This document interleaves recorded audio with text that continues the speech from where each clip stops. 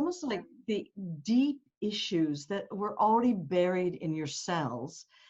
Something lit that spark and vroom, they're all emerging. And what I was sharing is that it's not our life circumstances that create these, these big eruptions of upset, frustration, rage, outrage, feeling restless, controlled, out of control, fearing for our livelihood, fearing for our health, for our beloved's health.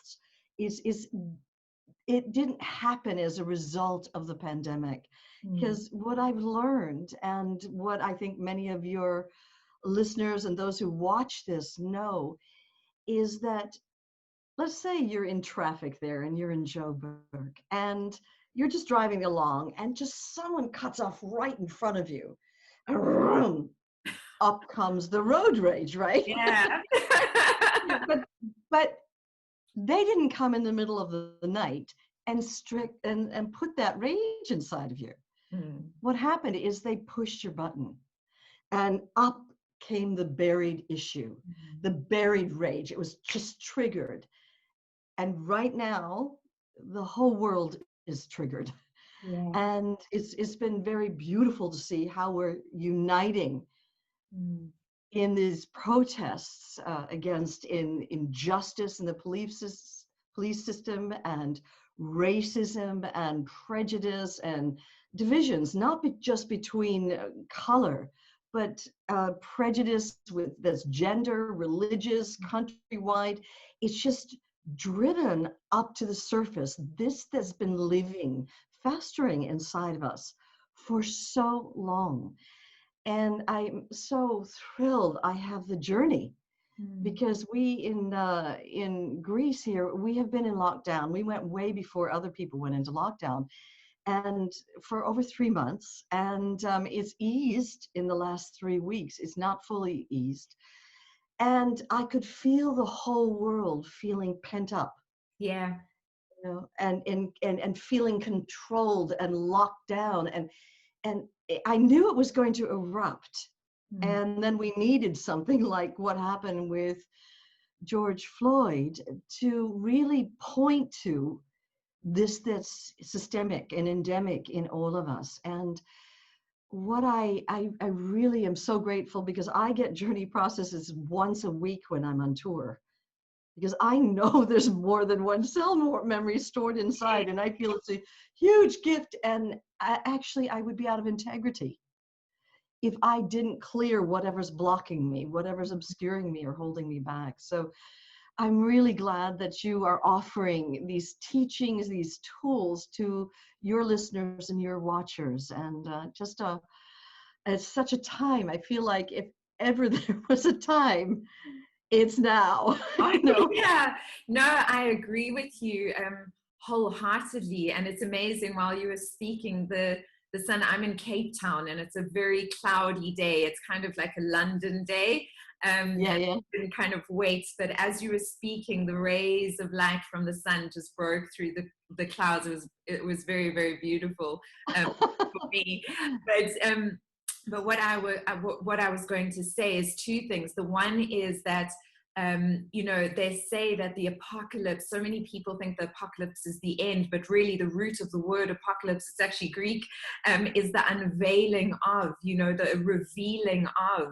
And the time that we are in right now is exactly what you're talking about, is the apocalypse, but it's the unveiling of the truths. It's the unveiling of the core truths of who we are as humans, and what is holding us back from those layers of healing that are so systemic. Like you said, all of this stuff that has come up, I always make sure I stop and question myself, like, where am I not seeing, layers of myself that are not healed? And I was very blessed yesterday to work with one of your wonderful coaches. We worked for 3 hours, and I did my first journey. Yes. And it was incredible. It was a wonderful, wonderful process, which I do want to chat a little bit about, because I know that you are going to be having a journey intensive this coming weekend that people can still join you on. But my wish, she asked my soul for my wish for the process, and it echoed exactly what you said. I said, anything that I am not seeing, anything that is in the way, and I remember it so clearly, that is not allowing me to see, what is blocking me from living from a place of just pure love. Let me see that so that Wow. it can be cleared, you know? And that was Wow. That's so a powerful beautiful for thing. me. Yeah, it was incredibly powerful for me. The journey was incredibly powerful for me. And I wanted to chat to you a little bit about that, because I want people to understand what the journey process is. How did you come to the journey process, specifically? Because we know that you went through a miraculous healing, but how did Yeah. the process come to you? Well, for those of you that are new to the journey, originally in 1992, I was diagnosed with a basketball-sized tumor. Mm. And I was really, as you can imagine, catapulted on a huge spiritual awakening and a spiritual journey and a profound healing journey. And I healed in only 6.5 weeks' time Mm. without drugs or surgery. And what the gift of my own healing process was, is I found a means for all of us to go on a journey inside of our bodies and get access to something that are called cell memories. And what we know about the cells in the body is that they all replicate at varying speeds. So for instance, if you've ever had a suntan, you'll notice that your suntan fades in about 3 weeks' time. That's because the old cells slough off and are replaced by new regenerative cells. Stomach lining takes 3 days for all new cells. Liver cells take 6 weeks to have an all new liver. And I mean, the eye cells are what blow my mind, because, your eye feels firm, doesn't it? But Yeah. do you know that in less than 2 days, in less than 48 hours, you will have an all new inner eyeball? What? I mean, this is so impossible for the thinking mind to conceive of. And the only way I could put it in a context to understand it was my mom had one of those eye operations, where they slit the eye open, insert a lens, put the flap on and put the patch on. And only a day and a half later, she could see clearly. As a matter of fact, there won't be a single molecule that was here today that will be here a year from now. Mm. You are literally all new. But at the time that I had the tumor, there was a huge amount of research going on into the field of cellular healing. And why is it some people healed without drugs or surgery? Mm. And we know that the cells are always replicating. But I remember at the time, Dr. Deepak Chopra, who was at that time a chief surgeon general in a hospital in Boston, he wasn't the guru he's become today. And he asked a question no one else was asking. He said, well, why is it when we know that the cells are replicating constantly and the body is regenerating, why would you look at a liver that's riddled with cancer? Why would it be riddled with cancer in January and then still be riddled with it in June? Mm. Good question to ask. It's an And what he excellent question, and postulated at that time, what? I can't believe that more doctors haven't asked this question, because Yeah, therein, that very question, how you address it and how Deepak has addressed it, is what is shifting the whole consciousness of healing on this planet. yeah. It was, for me, I'd studied with him, and I'd seen all the case studies, but what he postulated at that time is that stored inside the degenerative cells, let's say it's liver cancer, and are what he called old phantom memories. And Mm. what we know about our emotions and the cells, and this is known by scientists all around the world, is that when you feel a strong emotion and you repress it, Mm. it releases a quantifiable biochemistry, which will go to certain cell receptors in the body and block them, rendering the cells incapable of communicating with the rest of the cells in the body. And if over time illness happens, it happens where the cells are blocked, obviously. Conversely, what's also known to be true is that when we feel our emotions very naturally, openly, like a child does, our cell receptors remain open. And so there's a biochemistry that gets released when you repress Mm. your emotions.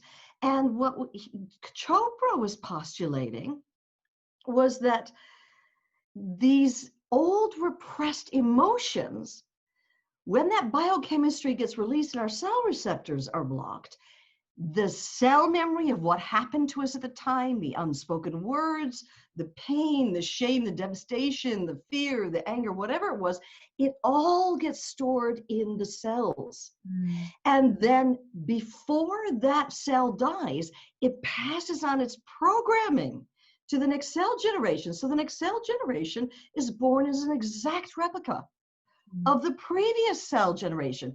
And so this programming gets passed on and on. As a matter of fact, when I went to the surgeon who I first got diagnosed with, she said it would probably started as just one cell. And when I was 8 years old, which duplicated into two. Mm. And then exponentially, as it started to really get aggressive in the last 3 months before I went in to see her, it just replicated exponentially, and it ended up being the size of a basketball. But no one had given us a method at that time.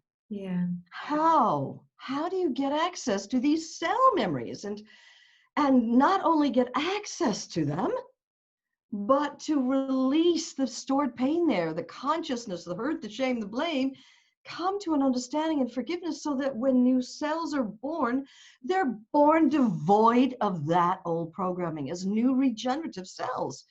So even though I'd seen the case studies of people who had healed without drugs or surgery, it had all happened spontaneously. Somehow, like me, they spontaneously gotten access to what Chopra called the infinite intelligence. Mm. Part of you that makes your heart beat and your eyes shine and your hair grow. This vast field of love that is your own soul, that is making all the cells regenerate.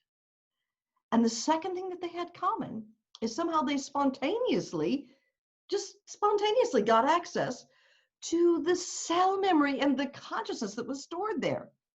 Mm. And somehow just spontaneously released it, let it go. And when the new cells were born, they were born as new regenerative cells.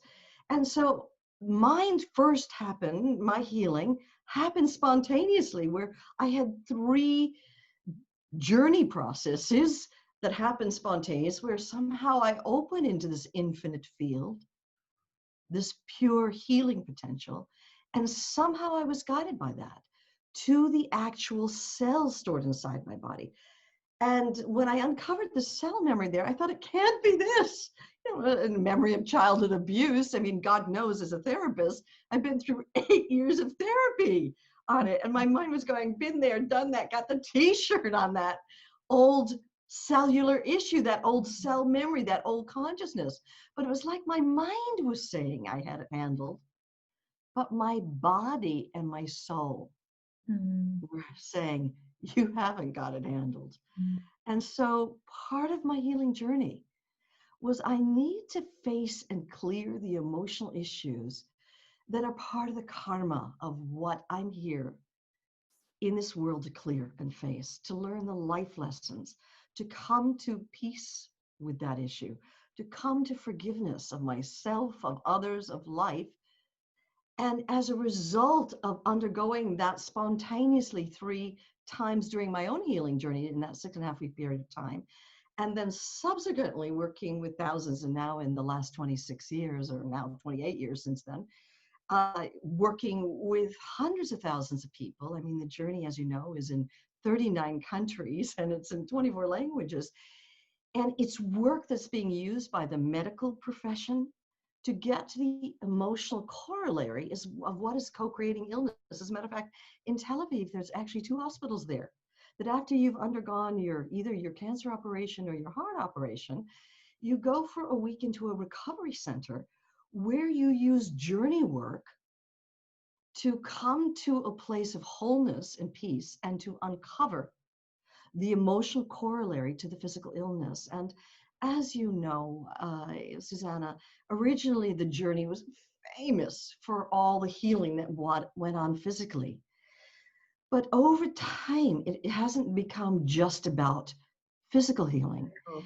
It's also about emotional healing. Like you wanted to really clear whatever was blocking you from living as an expression of your divine potential, as an expression of love. And so this work is known for liberating you, for awakening you to yourself, to this love, and also giving you the tools that you need to go on this journey inside yourself and get access to those repressed cell memories and go through your own process of healing, your own process of letting go, your own process of understanding forgiveness, so the body and the being can heal.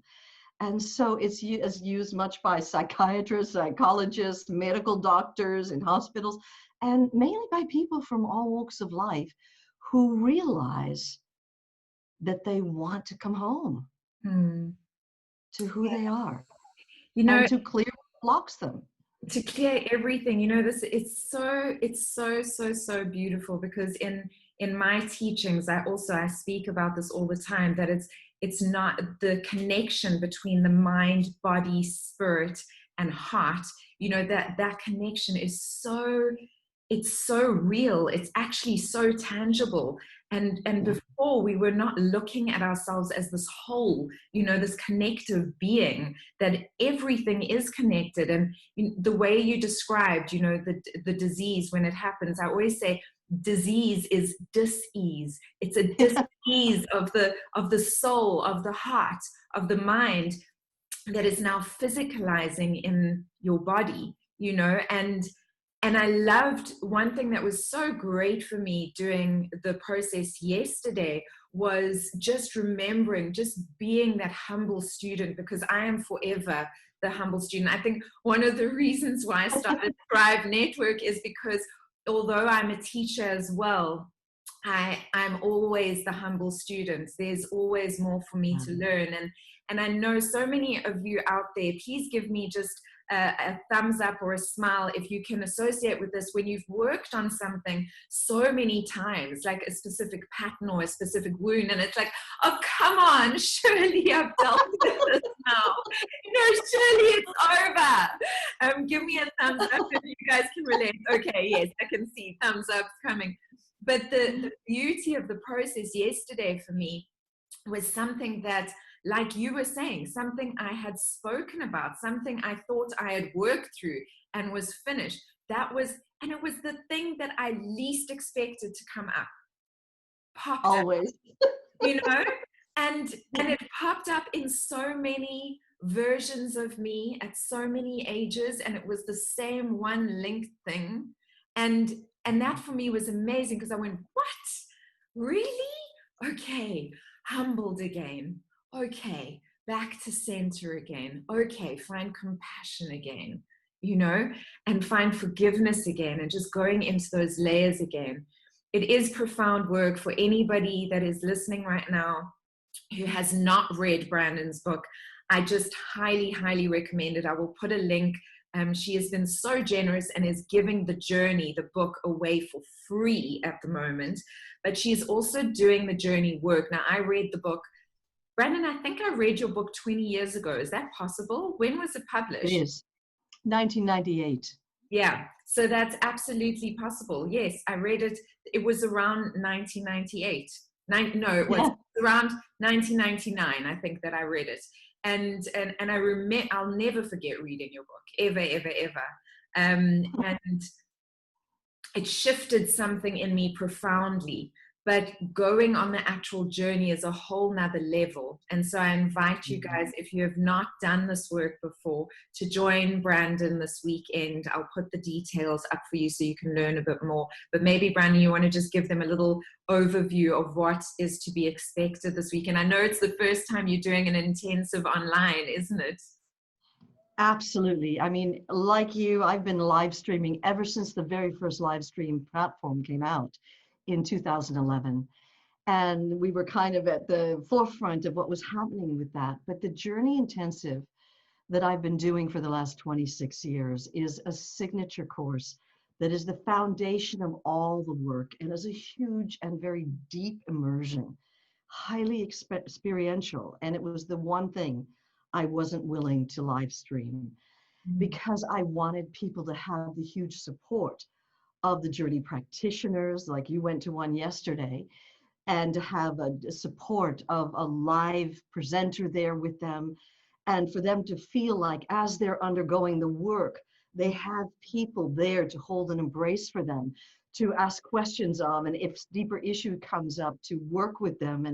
And I just felt I've always held a very powerful embrace, because it is the in-depth work. On the Saturday, not only will you getting the live stream teaching from me, but you'll immediately after the first hour start going into the process work. And it's like step by step, and you'll be guided and supported by trainers as you're doing that. And then again, you'll go deeper into the next process and learning more. And after you go to lunch, you'll be partnered up with a partner of your own choosing. And you'll go into a room where the two of you on a Zoom platform will have privacy to work together, but access to a trainer. So you can be embraced and supported should anything come up. You can boom, boom, boom, type in, hey, help, we need help. And there's someone there to embrace you. So it's highly interactive with integration, and it's even deeper the next day. And my experience in life is that you learn best from the inside out, not the outside in. You can learn all the teaching of the planet, but I don't think anyone can teach how to heal. Part of your own healing journey is you must go inside and decide to surrender and open up, to let your soul guide you to what's stored inside there, to the cell memories, to the emotional issues, to the pain that's there. And there has to be a willingness in you to release it, to let the story go, to come to understanding what's happened to you, and to forgiveness. It's only when you wholly participate that then this kind of radical healing at a cellular level, at an emotional level, at the heart level, on all levels of being, at the level of the soul, can happen. And I always call it a transmutational process. This isn't about transforming the way you're thinking. This is about transmuting darkness into light. It's about transmuting old stored consciousness into wholeness. And the reason it's so welcomed by the medical field is because of the results it gets. It gets effective, lasting results. And so I wanted you to have a 2-day immersion, not just a cursory little process that you do online, but an immersion in this work on Saturday and Sunday. And so this is the first time, because we're in lockdown, that I had to take a deep breath in and open wide. And we've spent months investigating the technology, creating a whole platform so you could have this hugely live, interactive process as if you are in a seminar room with me. And I'm told that the presence that you are immersed in will fill your room up. And so you'll have huge support Saturday and Sunday. And in European time, it goes from 9 until 6:30. But what I recommend is, rather than, you can hear all day till the cows come home from me, and even hear from Susana, who's going to be attending this live journey intensive. But my suggestion is you get on the link and listen to and read what other people are saying about what their experience was.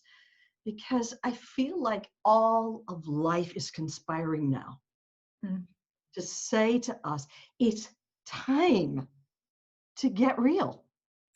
It's time to stop procrastinating. It's time to get off your path of postponement.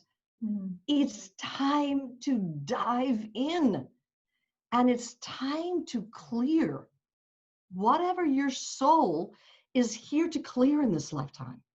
To liberate yourself, not just for your health and well-being and your body's health, but for your heart, to feel like you feel at home in your own skin. And so the journey is known for teachers take it around the world and say they may have worked on an issue for 20, 30 years. And it wasn't until they did the journey and they cleared it at the deepest level of being that that issue finally finished. And so I feel like the time is here. And I'm very proud of the product.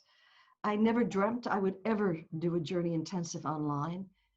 And yet in the filming and the creation of it all, I am very proud of the quality of it. And I think people will be very blessed and very lucky if they could get in on this, the first ever in 26 years, live journey intensive online.